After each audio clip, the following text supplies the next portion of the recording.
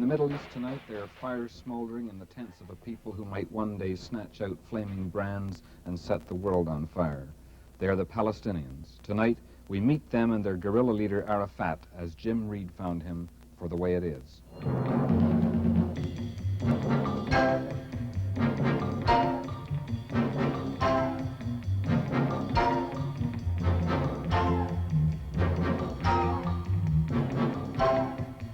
Sunday, January 19th. The Way It Is with Patrick Watson. We have many places to go in the next 60 minutes. The first of them is the airport at Rome, where our cameras recorded an exclusive and hitherto unreported encounter between Pierre Trudeau and the press he had come to refer to as crummy. Mr. Prime Minister, you've been quite closely involved with the Rhodesia Question in London this past week or so. Just how wide would you say the gulf is between Harold Wilson and Ian Smith? On this line of thinking, I recall instances of similar gulfs and differences of opinion between two human beings, which indeed have been repaired. There comes to mind, of course, the outstanding example of Mr. and Mrs. Spratt. He apparently would eat no fat, and she would eat no lean. I'm inclined to think that if Mr. Wilson could be induced to eat a little more fat and Mr. Smith a little more lean, well, I think, in a manner of speaking, they would be able to keep the platter clean. Mr. Trudeau, what's your personal assessment of Ian Smith? Do you think that in defying the British government, he's playing with fire? I could certainly call to mind an instance of a gentleman who practiced this same sort of thing, taking risks, playing with fire, if you will, who was able to do it with complete impunity. Well, you're thinking certainly of Jomo Kenyatta. No, I'm thinking of Jack be nimble, Jack be quick. Jack jumped over the candlestick. Mr. Trudeau, I'm sure you're edgy after 2 weeks of this type of challenging question. Even though it's a touchy point, I'd like to ask what characteristic you prize most of all in a woman. Oh, well, here, at long last, I must admit, is a question what I can answer without hesitation. Certainly, I think a quality that I would look for in any woman would be empathy and understanding. Thank you very much, Mr. Prime Minister. I mean, certainly, if I were trotting up that long and tiring hill some morning to your office on Parliament Hill. No, to fetch a pail of water, and if I were to fall down and break my crown, I would certainly hope that this young lady would be sufficiently understanding to fall down and break her crown, or at least come tumbling after. I would want her. I mean, there is one little character that I know of, a little Red Rittinghouse you may have read about, and I was hoping would fall down and break her crown. Well, I didn't get to Rome, but I did spend 9 very interesting days in London while Mr. Trudeau demonstrated, again, his apparent readiness to go to some length to alienate the press and risk whatever dire malignant actions might ensue. But what we really wanted to do tonight was say goodbye to a man who had been massively maligned, so bitterly reviled during his 5 years as president, that it'll be decades before historians have decided exactly what went wrong. Well, an old friend, Alistair Cook of The Guardian, agreed to make our farewells. Lyndon Johnson is leaving Washington after 38 years, and I think it's now possible to see that the Johnson years started in his mind with the Roosevelt years. Johnson was a doorkeeper, and then he became the secretary to a congressman from Texas. And he was a pupil and an idolater of Franklin Roosevelt. And I think what passed over to him more than anything else was the sudden excitement of realizing that people who lived below the subsistence level, as he'd done on a very scraping section of central Texas, could really have a chance to a decent home and food and a good education. And this, I think, has been a conviction with him. His feeling about poor people is genuine, though it may often be very sentimentalized in the way he expresses it. He was a great lieutenant of the New Deal all through its heyday, but then, as we all know, it was suspended when the war came along, and most people got the impression through the subsequent years after the war, and especially during the Eisenhower administration, that the New Deal was all over and complete. I think Johnson is the man who realized that had only just started. And it seems to me that his achievement of his administration is to have extended and enlarged the New Deal far beyond the promise of its creator. Now, we all praised him in the first year when he came in after Kennedy had been martyrized for the immense volume of social legislation he put through the 89th Congress. Most people today, I find, say, well, that is the end. Then he became ornery, and he became obsessed with Vietnam, and I don't think that's so. I think what really upset people was, first of all, the mistake of Vietnam, but then the recognition of his country manners. Now, Abraham Lincoln had country manners, told off-color stories, was very slow-moving, had at times a very elephantine sense of humor. And in fact, the London Times used to call Lincoln the baboon. But history forgets these things, and I think that they will forget the country manners and the impotent rage of LBJ at his worst time, which was in the years 65, 66, 67. In some ways, I think that his greatest hour was in the 2.5 years, and they were dreadful years, very turbulent years, between the Gulf of Tonkin resolution, which gave him enormous power in Asia, and his decision last March to quit the presidency. This was a time when the Congress was embittered by betrayals of its appropriations in Asia and Africa, when the cities were rising and the Black Revolution was really underway. And this was the time when Johnson insisted on asking for more and more money for the underdeveloped countries to try and make the country establish once for all federal subsidies for education and for housing, to go after the air pollution and the rivers, and above all, to establish and extend the Civil Rights Acts.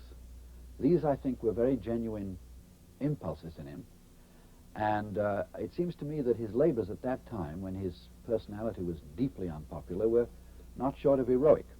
He was a comic hero, if you like, and detested by a great many people. And that's because whenever he tried to get from a complacent Congress and an affluent country such unimaginable figures as $3 billion for the poverty program, everybody pointed to the cross of Vietnam on which he was crucified. And I think had it not been for that tragic commitment, I think we could say that Lyndon Johnson would go down as the last of the great presidents who held the middle ground, who believed that what most Americans were trying to be was middle class, to resolve the extremes of opinion left and right and bring it all into the mainstream of what most people wanted to be, which was middle class. This required immense, and does require, gifts of compromise, because this is a continent with a vast range of sectional interests. And I think in holding on to that, and insisting that that was the only healthy way for America to go, it seems to me that he had in mind and conquered the only true definition of an American consensus.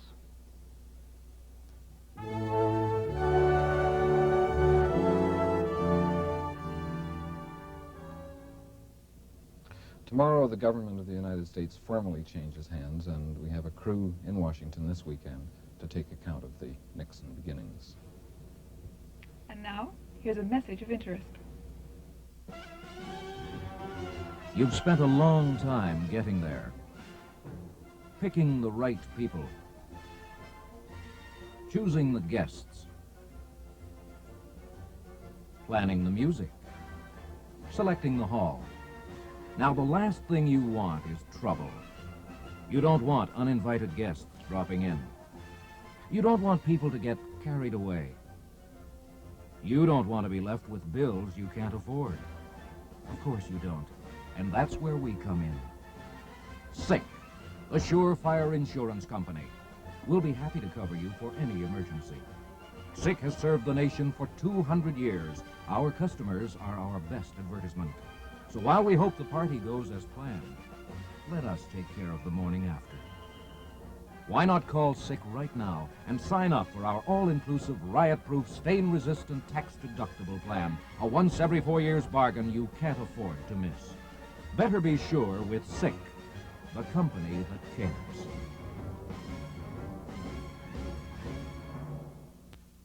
18 years ago, this man, Morton Sobell, stood in the shadow of the electric chair. On the morning of April 5th, 1951, he heard himself sentenced to 30 years in prison for conspiracy to commit espionage on behalf of the Soviet Union.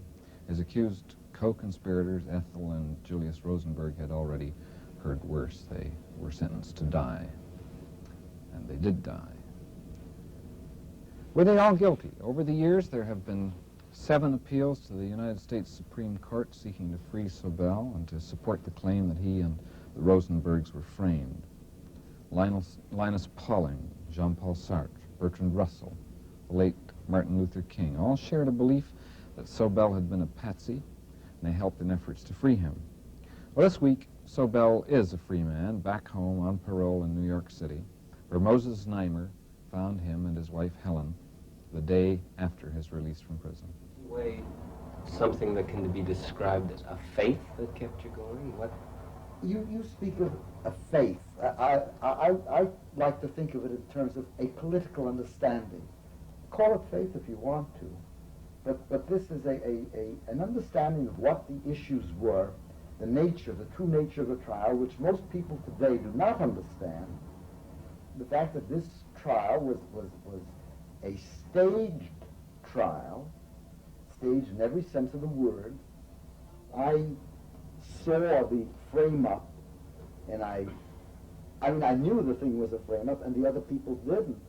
And the question is, well, why a frame-up? I mean, of all things. And the answer was obvious, that in the start of this heating up of the Cold War, in the start of this McCarthy era, the United States felt, those in power felt that it would be essential to let the people know internally and externally exactly to what length they would be willing to go to make their point. And they made their point. They were willing to put to death a mother of 2 young children, presumably because she had transcribed the notes of her brother. This was the evidence against her. I had to have, for lawyers, one lawyer was a lawyer who had practically no criminal experience. He was mostly a political lawyer, and the other one was a real estate lawyer. These were the 2 lawyers who defended me. I couldn't get any lawyers. Helen was running around to all the lawyers trying to get them, and they wouldn't come. But today, the people who are involved have no difficulty getting decent lawyers. See, this probably more than anything else will tell you about the times we couldn't get any lawyers. And even then, when it came to the appeal, we went around looking for lawyers. And finally, one young lawyer, Howard Myers, came to our aid. But when lawyers are afraid to go out and defend people in courts, this tells you everything about the atmosphere. It's difficult at this point in history to understand, especially for those who were young or too young to understand at that time, to understand the mood that permeated the nation. It's impossible. Tell me, how well did you know the Rosenbergs? For example, did you see them during the trial, after the sentence? First they sentenced Julius and Ethel Rosenberg, and after they had been sentenced, were they still in court when they sentenced me? No, they took them away. They took them away, and then in the afternoon, I think, was there a period between? That was the day. There was a period in between, and that was the day that we all actually were together with our attorneys. Right. And I remember that day too. There was a very, I might say, a touching scene. It's almost hard to believe. After they sentenced me, the Rosenbergs had been locked up down below. All the lawyers, and Julius and Ethel and I got together in a room for the last time. And Julius and Ethel Rosenberg and I were trying to cheer up the lawyers. They were so depressed. I remember the occasion that I was permitted to join you, and one of the topics of conversation was, it was mealtime, and we were talking about who had lost weight, and Ethel said, "Not me. And when I get nervous, I eat." And she had gained weight. And the whole tenor of being together was, at that time, even though the sentences had actually been passed. Well, it was because of the sentences that this strange atmosphere prevailed. But I mean, it actually, as I relate it now to you, it sounds so ludicrous. But the lawyers, they were terribly depressed. Well, but this was 51. This was Yes. April 5th, Yes. 1951. Yes. And remember, the execution wasn't until June Right. 19th, 1953. And it's hard to know, and I certainly don't know what happened with them, but I know for myself, you were in Alcatraz. You couldn't feel. You couldn't know. You could feel, but you couldn't know what was going on there. But for the people who were working then, and we, as the months went by, we felt the closer and closer as the appeals were expended. It was then, see, because there were the appeals then at the time of the sentencing. There was the appeal. There was the belief. There was the belief that Eventually they'd be vindicated. How could it have happened? How could it have happened that it could have really been permitted to go through? I don't know. It's very But difficult. as it came Closer, you realized, yes, the and finality. in Washington, and when we sat in the Supreme Court, and when the time came closer, and then remember there was that 8 o'clock.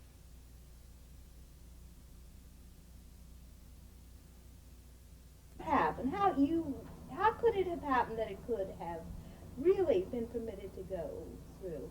I don't know. It's very But difficult. as it came Closer, you realized, yes, the and finality. in Washington, and when we sat in the Supreme Court, and when the time came closer, and then remember there was that 8 o'clock. It's difficult, really, to reconstruct the scene at this distance. I mean, you can't do it, But you know, when there was the actual time approaching, and when the lawyers argued that Ethel and Julius Rosenberg should not be executed on Friday night because that was the Sabbath, then what happened was that they moved up the time of the execution so that the Sabbath should not be defiled. They were executed, you remember, before sundown. And the reason that happened was because there was such an outcry from all over the entire world. There were, That's history. well, but history has to, if you know what that saying that men are condemned to relive the mistakes of history unless they are So you don't understood. want anybody else to relive it. Do you have any perspective for all of this, any way to handle the human cost to you, the money cost? I understand it's tremendous.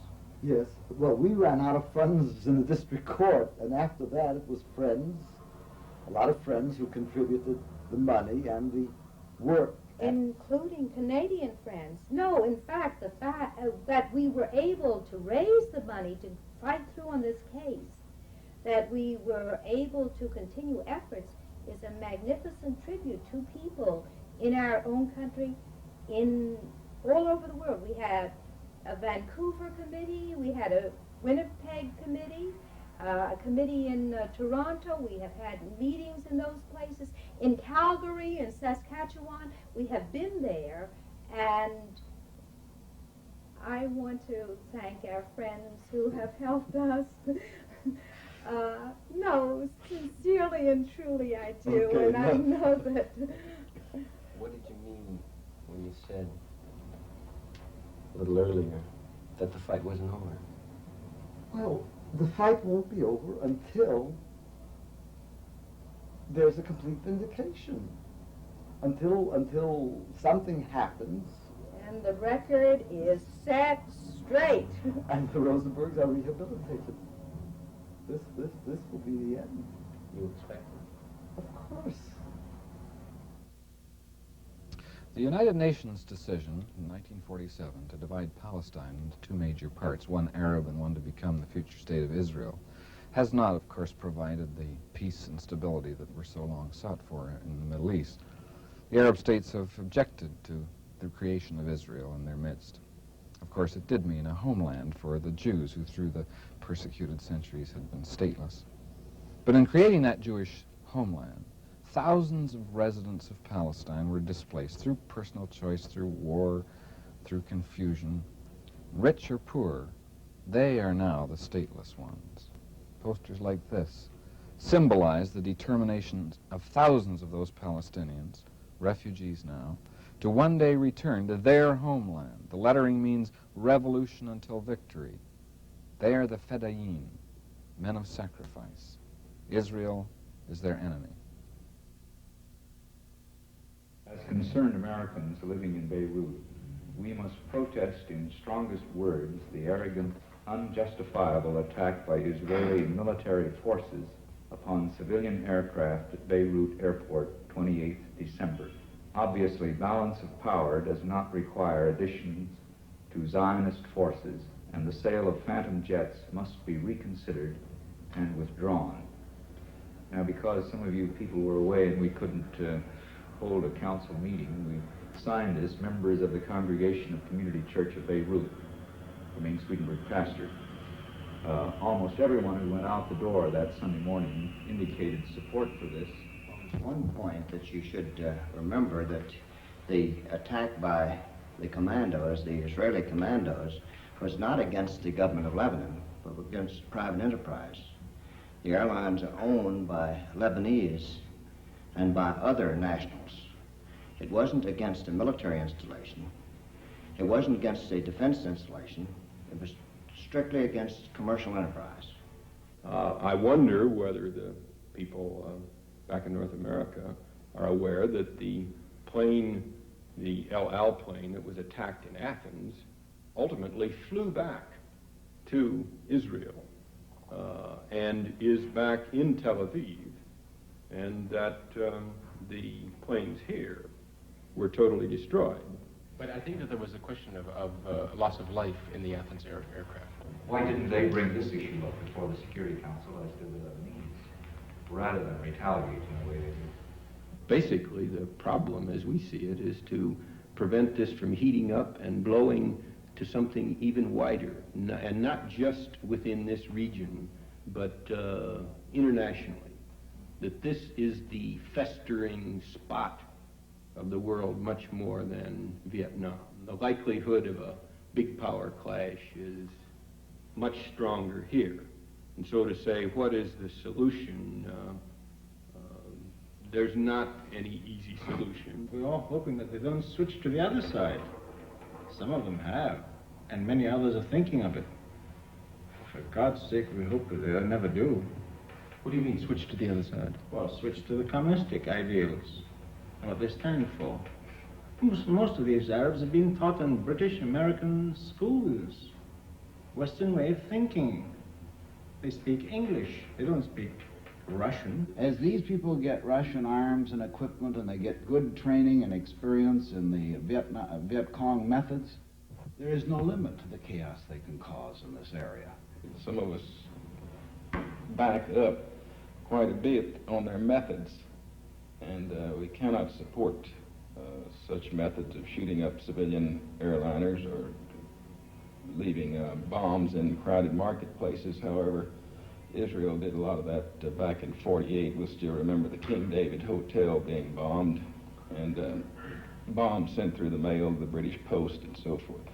It's still no, two wrongs don't make a right, but we still have to look on the fact that these people are fighting for their homes and for their land, which they were kicked out of, and we can't help but have some sympathy for them.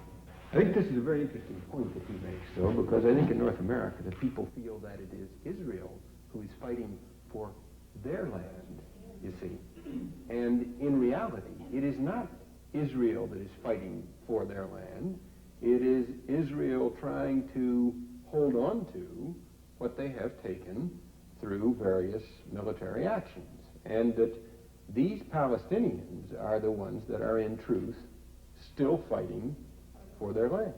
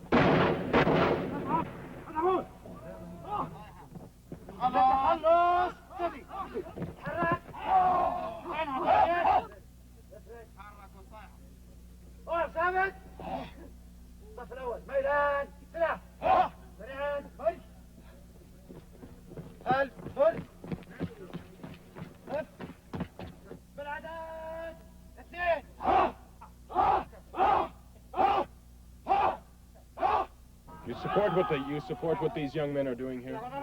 We support all of the Palestinians, all of the Arabs, from all ranks and all professions. We are trying to support by all force, by all possible means, in order to go back to our country, back to our homes, back to our lands. نهر الأردن. من نهر الأردن طبعا حنجتازه بطرقنا الخاصة وبعدين حنصل للمكان هذا. Explain to me what he's doing now. Yeah, our fellow, the lieutenant of this camp, explained to other fellows that all of them are going for an operation against Israel. Now, he said that, first of all, we must cross River Jordan.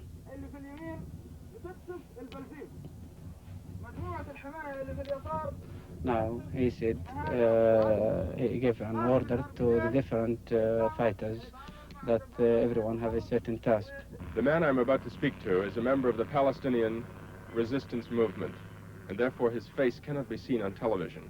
Can you tell me a little bit about the impetus behind this new spirit that's developing among the Palestinian refugees? Well, many people do not realize that Fatah, our organization, Al-Fatah, yes, is not only a military organization, but rather it's diverting quite a bit of its attention towards caring for the people, whether socially, medically, educationally, and otherwise. So in every camp, we are endeavoring to put a place for our people, for the service to our people, and a clinic. And of course, as the school you mentioned.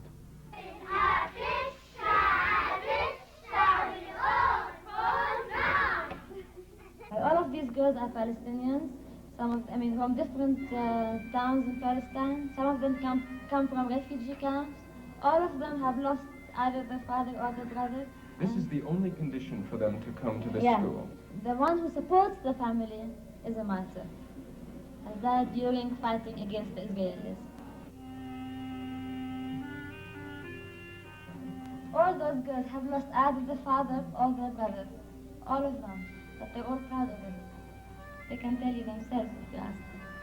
And what is this picture? And this is, the map of Palestine, the whole of Palestine, and it has been made by those girls from wool. Do they understand the political implications, the political reasons? Sure. What is their feeling about the political situation? Well, they're sure that they're going to fight, they're going to join the Fidaiyin, they say themselves, and liberate Palestine. There's no other solution. All of Palestine, not only the West Bank. What subjects? Arabic, mathematics, history, geography, sciences, religion. The curriculum is exactly that of the Jordanian government. Do you teach them to hate Israel? I mean, how do you go about this? We teach them that the Israelis have done us wrong. We teach them that we are not against Judaism itself. I mean, it's a religion. We are against Zionism and all that it stands for. We are against the country Israel, which is based on Zionism.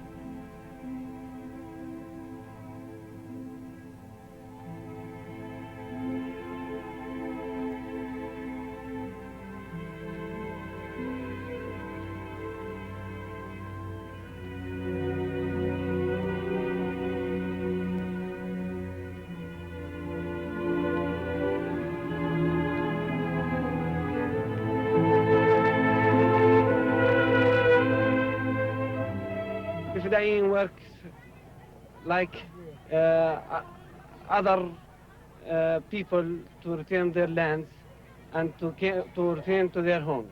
Do many people believe in the Fidaiyin? Of course. All of the people here, of the Palestinian people, likes the Fidaiyin.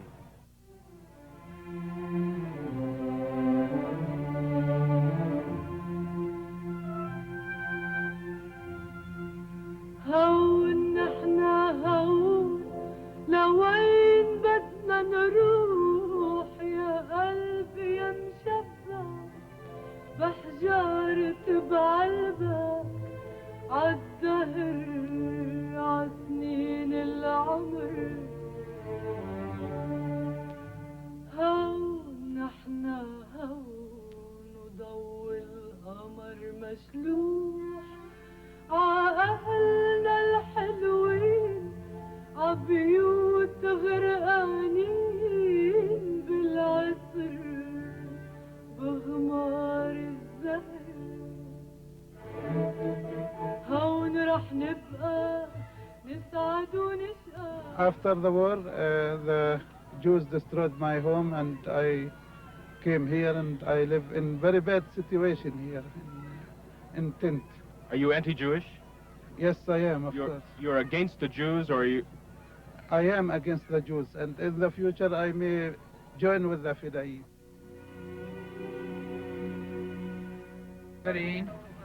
Well, technically it's, men of sacrifice, who are willing to sacrifice themselves to get their homeland back.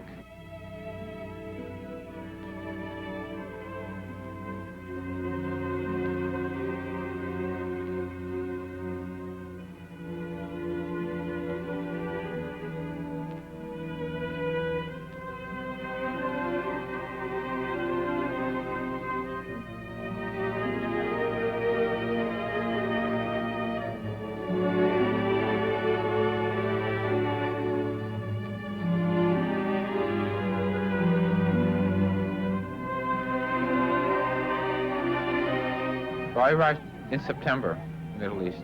Did you have any prior conception of what the conditions were like? Well, I did as much research as I could in the States, and look through photo files and read books and so on, but nothing. Did you know anything about the people? No, nothing except that I'm of Lebanese descent, and that, you know, that people in the States have this conception that Arabs are listless and spineless and lazy and dirty. And what's your feeling now? Well, they're very kind and gentle, and all they want is peace, and they want to go home, you know, and that they're here as victims of, you know, a bigger conflict, is something that's not of their making. It just happened, and all of a sudden we have 56,000 of them right here in this camp that live in the mud and look forward to the day when they go home. How long are you going to stay here? As long as I feel I can do some good. I'm working with them. I come here as a photographer at times, and at other times I come here simply to help in the camp, to help the kids and to play with the kids and help with art instruction and talk to them. You're a do-gooder. I'm an Arab.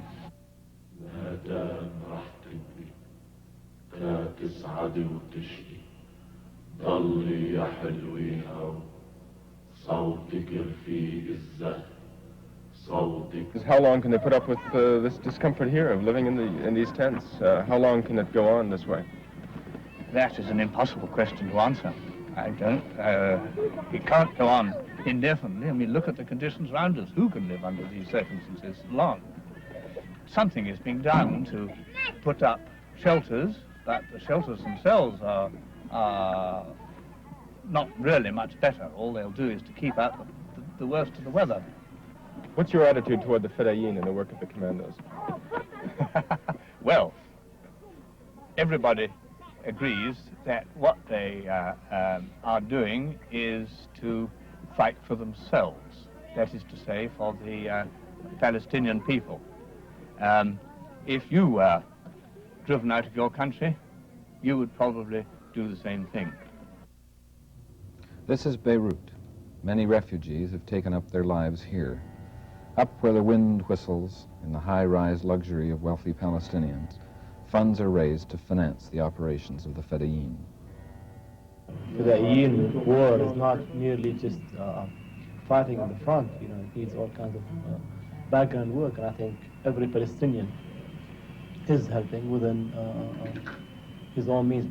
Someone told me that every Palestinian devotes 5% of his income to help. Some of them maybe paid more than 5% to the commanders al-Fidaiyin. My sons, who just their age is about 10 and 13 years old, they are just sparing from their expenses to support and to give all of what they are just spared for the commanders. The story of resistance is the same all over the world, the same for all peoples.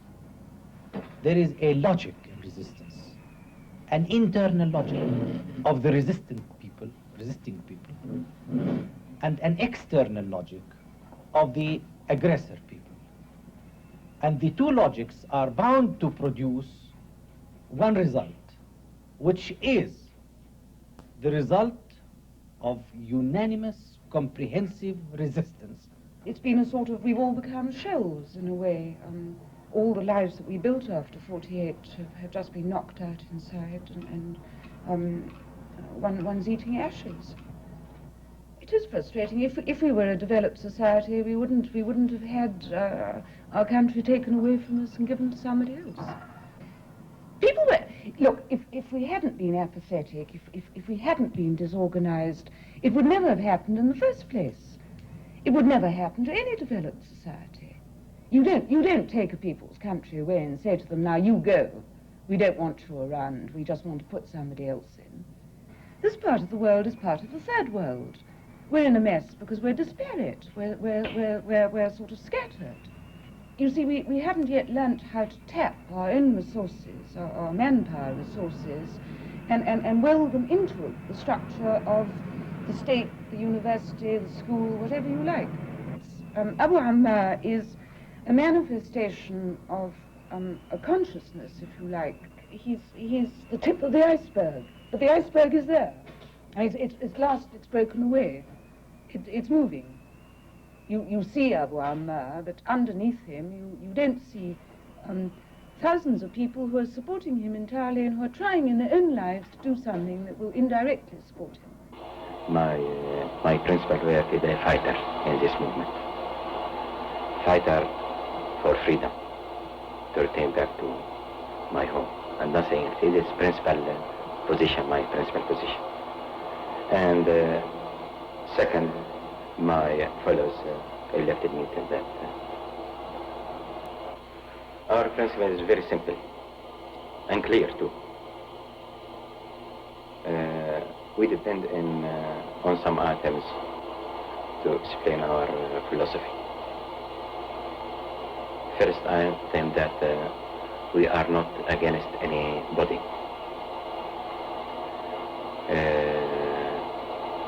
We are not against any religion. We are a liberation movement.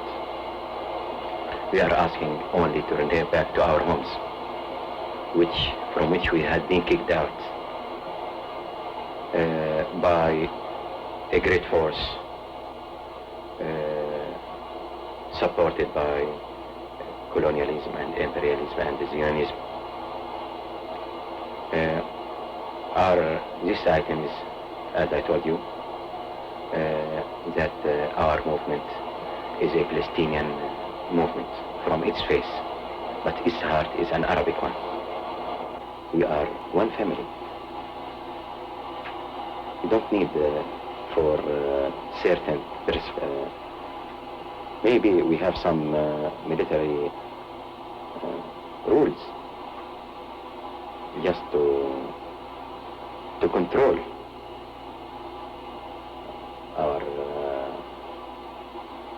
our fellows, which are spreading here and there, many.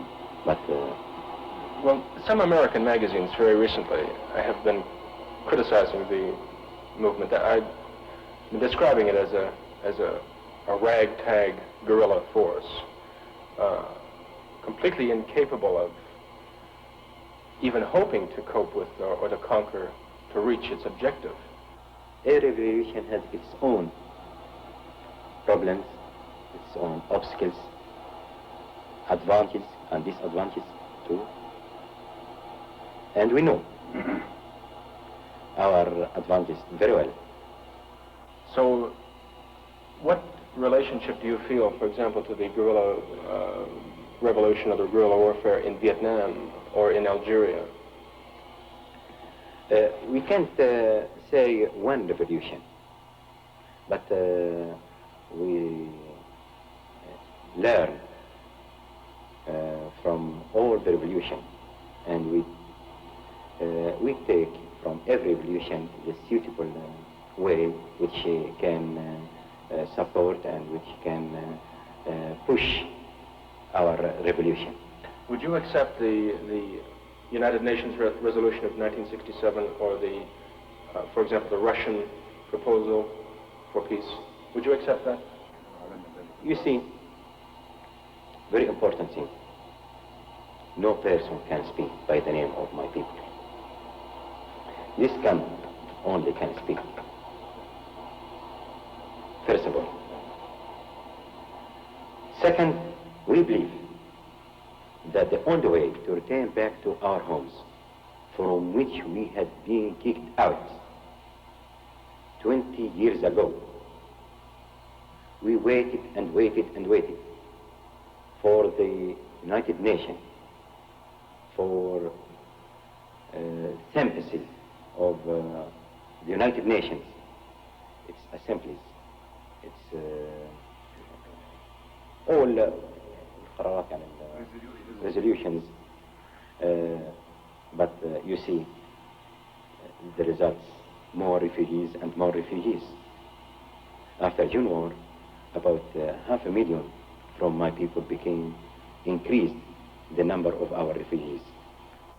We believe that nothing will make any advance or any help to our case through the United Nations, first of all.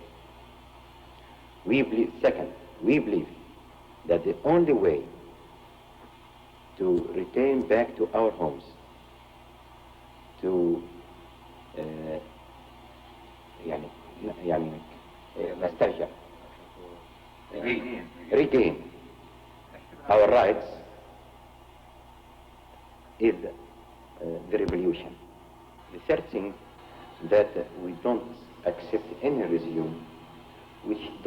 regain back to us our complete right and home.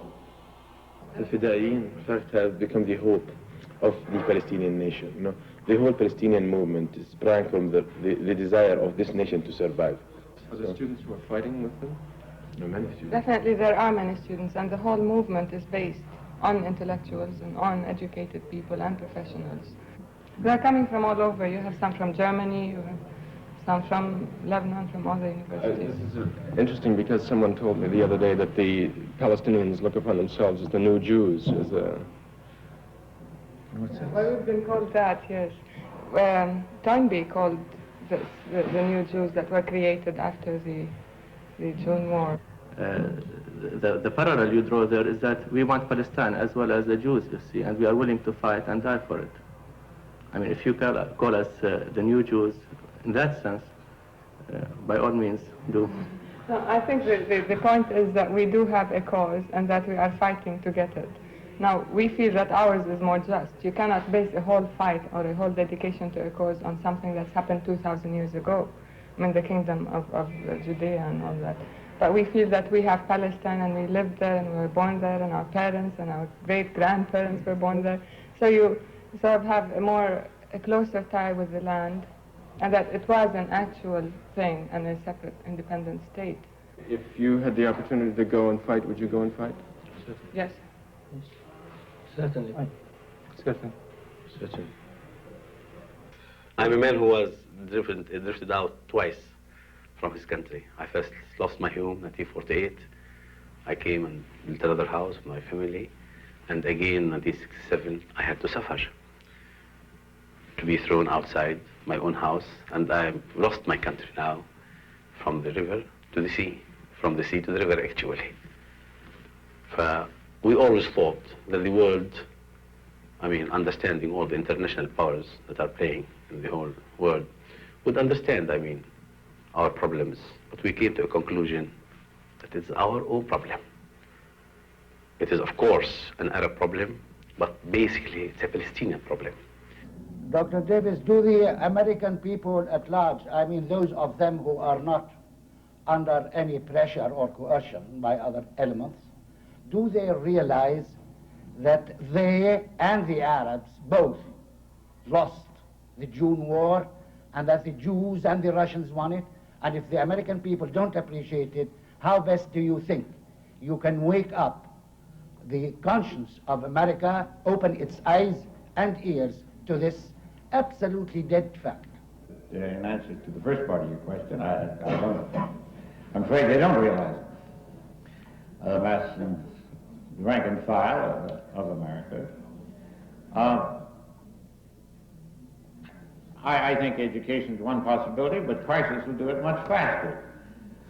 And it's a dangerous process, a dangerous game. The Fedayeen movement, it seems to me, is somewhat accelerating that movement towards war. And it's a movement that, it seems to me, places the two great powers more opposite each other than they have been. One more closely aligned with one side and the other more closely aligned with the other side. And it's this, I think, that should worry all of us about the danger of a major war. Don't you think yourself and other humanitarians in America, people who've got big hearts, can help bring back the problem to what it really is? The Palestine problem is not a Cold War problem between Russia and America. It's been made so. Leave the Cold War, leave Russia, leave communism, leave America and its mistakes in Vietnam. Leave all these things. Let's come back to what the basic problem is. Do you think if the Arabs insisted on this problem and really went out to the Americans, they would get somewhere in their arguments, or are the Americans blind even to this? Well, I don't think we dare just assume that nothing but war can be resorted to. And I tried to indicate that I thought that we should seek diligently for another out. I don't know whether there's time. I don't know whether it will be done. Well, if that is not enough, what would be enough? I mean, doing our homework is not enough. Oil is not enough. What would be enough? I mean, we don't want brinkmanship.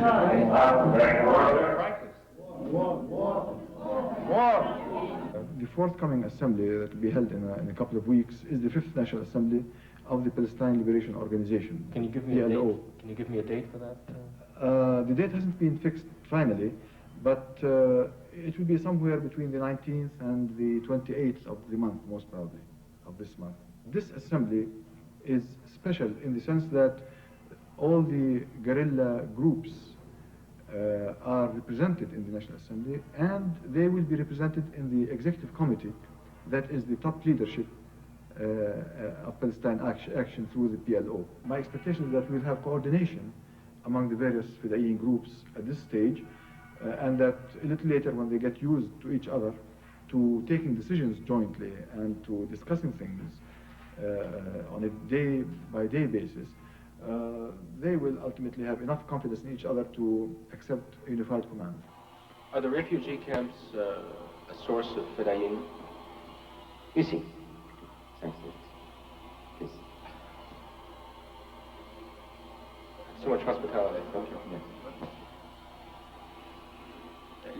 Yes. I take it tea is a national drink. It is custom. Thank you. Yes, I've heard about it. Where was I? The refugee camps are a source of Fedayeen, a source of guerrilla fighters. You see, the source of the Fedayeen, of the fighters, is all my nation. But some do come from the refugee camps. Not only from the refugee, all my nation. From the cities, from the camps, from the field, from the factory, because it is the revolution of all my nation. Do you really believe that you can win this war? Definite, we will win. Definite. You see, because the odds are so overwhelming. The odds are so powerful. Yes, he's right. In Vietnam, you see, the power against the Vietnamese is very strong too. But as you said, as you see, they succeeded till now. They have very good. But the argument there is that they have a better terrain to fight from, better cover and better. The jungle provides a better home for guerrillas than. But we have ours too. We know our, as I told you, disadvantages and advantages. And the disadvantages of the arm, our enemy, and his disadvantage too. Till now, I am satisfied. The charge is still made, and I'd just like to get your answer to it once more, that you will push the Jews into the sea. Who said it? I can't remember who said it, but I know that I've heard it. It is, it's false, you see. No, we shan't push anybody. We hope that they are pushing us to the sand, but we shall not push anybody to the sea. As I told you, those persons, those citizens, those people who want to live in peace and friendship as citizens with complete right, they are welcome. There is no place in this liberated land, no place to racism or haters. Don't forget it is the land of Jesus Christ, the prophet of peace. Don't forget it.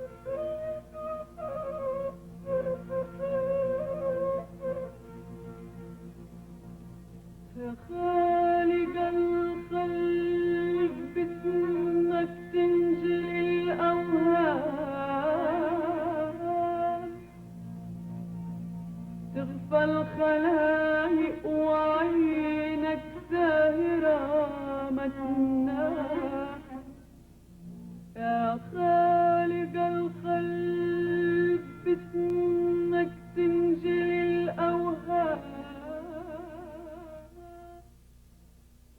We on this continent see the Middle East through Jewish eyes. We live in an atmosphere of Jewish culture and religious origins. We have Jewish business contacts and colleagues, teachers, friends. We wept with the Jews through the most terrible atrocity our memories can contain. All this is true and vital history. It does not change. It does not make it easy for us to deal with our feelings about their present enemies, the Palestinians, who are people who live, breathe, eat, sleep, triumph, and suffer, and hunger for a land that they call home. This has been our 52nd edition. Good night. Sheila? Patrick, a very special good night to the Russians who chose this week to dock in space but couldn't make up their minds to land in Montreal.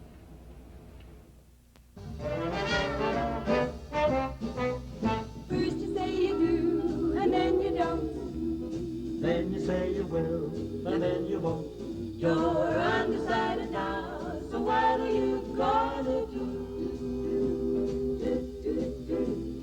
Now you wanna play, and then it's no.